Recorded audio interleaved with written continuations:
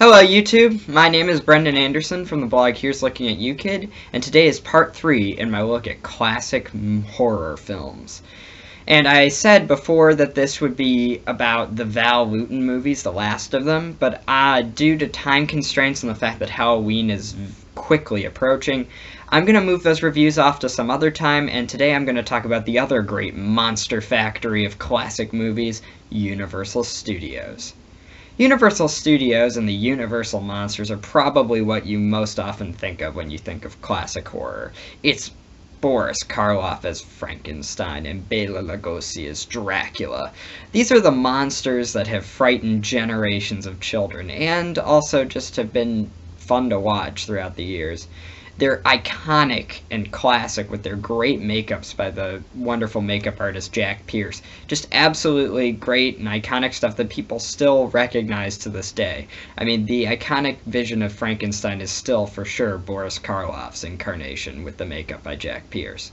And today we're going to look at two classic Universal monster movies, The Mummy from 1932 and Creature from the Black Lagoon from 1954. So let's start with The Mummy. When a lot of people think of The Mummy, they think of the 1999 remake with Brendan Fraser. Or if they think of an older Mummy movie, they probably mix it up for its sequel, which was called The Mummy's Hand, which is the movie with the guy running around in bandages terrorizing a group of archaeologists. The Mummy from 1932 is not really like that at all. In fact, it's more of a romance, albeit one with lots of great chills. And because of this, it's highly underrated.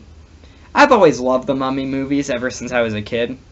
Part of the reason, when I say I love the Mummy movies, I'm not even talking about the Brendan Fraser ones.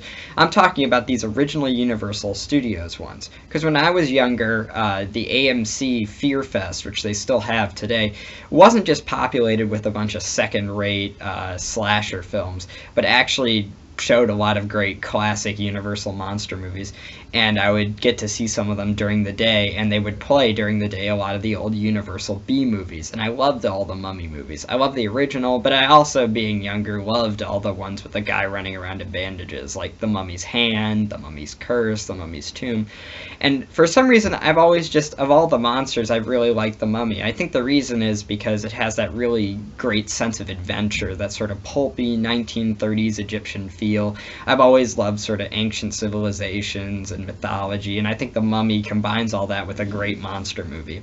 And the original 1932 movie still holds up incredibly well. It's not just one of those things where you see it as a kid, you really like it, and then you go back to it and you go, you know, I can see why I liked it, but it's still not a great movie. No, The Mummy is just a great movie, period. It's a great classic horror film, and it's just a great all-around movie. It's really more of a romance. It stars Boris Karloff as Imhotep, the mummy, and of course Imhotep comes back to life. And he comes back to life and then tries to find his lost love, who's now been reincarnated in the form of a very modern woman who's vacationing in Egypt. So it really has to do with Karloff going after this woman and trying to turn her into the undead and getting back his spirit. Okay, it sounds very convoluted, but it totally works. Directed by Karl Freund, who used to be a cinematographer for Universal Studios on a lot of the early films, specifically like the Frankenstein films. This movie is shot very dreamlike, and with the incredible performances and the way it's shot, it really is just a movie to marvel at. Some people claim that it's too slow, there's not enough action, it feels longer than it should be when it's only a little over an hour. But the truth is that I respect it for that, because it doesn't try and speed things up. It tells a very leisurely paced story, which is great, and really works for this type of movie. It feels like the story it's trying to tell. The atmosphere is fantastic. All the sets evoke sort of that 1930s Cairo that you see in Raiders of the Lost Ark, and there is a real story here. The acting is just top-notch from the other cast members too. Karloff is fantastic. The makeup they had on him, not only for the mummy, but also for when he isn't in the bandages as Imhotep, which is most of the movie, or when he isn't in the bandages, which is most of the movie, the makeup makes him look like he's over 1,000 years old. It looks incredible. It truly does. And the makeup and the bandages looks incredible as well. And it's really great that, people think, oh man, this movie's just going to be about a guy running around in bandages, it's going to be really cheesy, I'm not going to like it. You don't even actually get to see him walk in the bandages.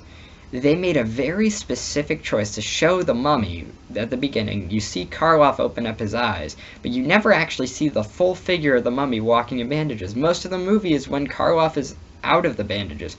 The fact that they didn't disrespect the audience's intelligence and really actually portrayed this movie in a way that they tried to create as much verisimilitude as possible is really, it's very refreshing to see, and it wouldn't happen again really until Val Lewton in the 40s. So fantastic work on Universal's part. The whole movie, there's a lot of stuff you can talk about with it, the sets, the style. This represents early Universal monsters at their finest, and you definitely have to check this movie out. It's great no matter what standards you're putting on it.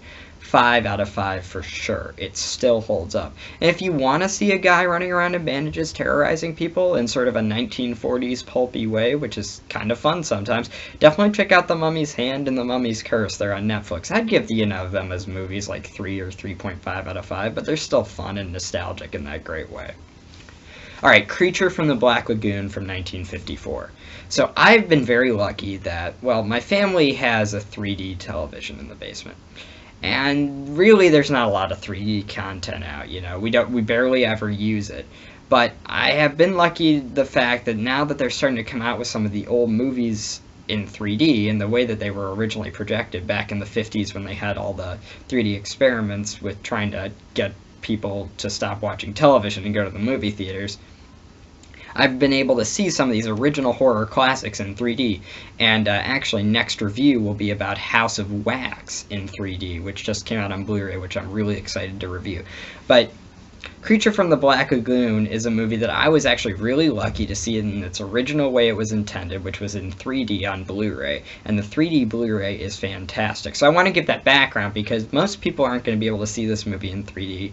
I mean, people have 3D TVs, but they're not completely necessary. Most people realize that at this point. So, but if you do have a 3D TV, I'd say definitely get the 3D Blu-ray.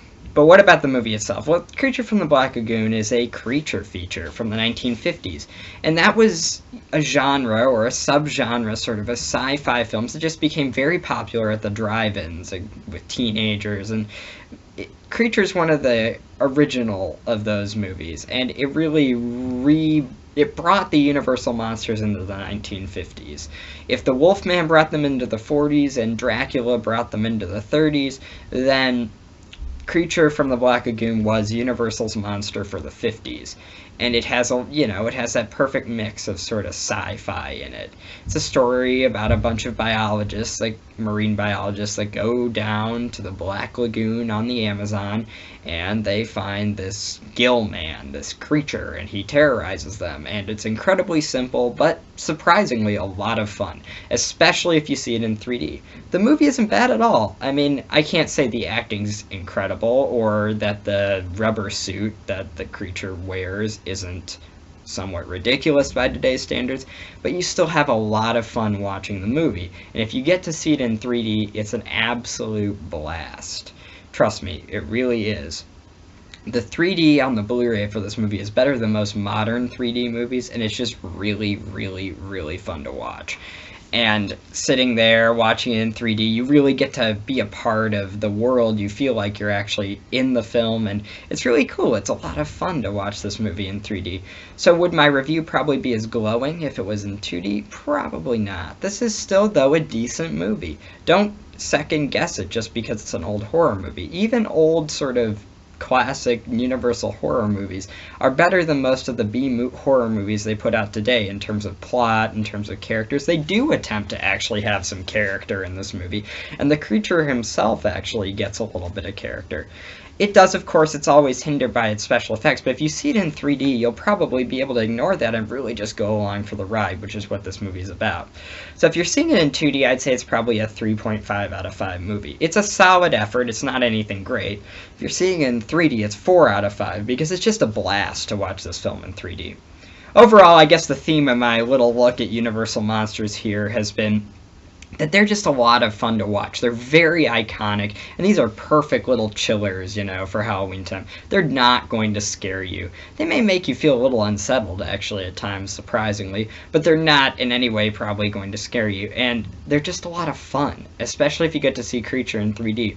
By the way, The Mummy on Blu-ray, too, from 1932, is absolutely fantastic as well, and you need...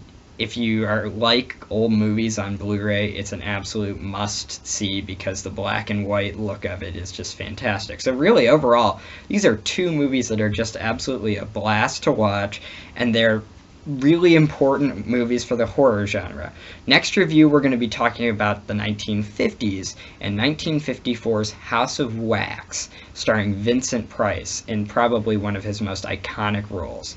So until then, here's looking at you, kid.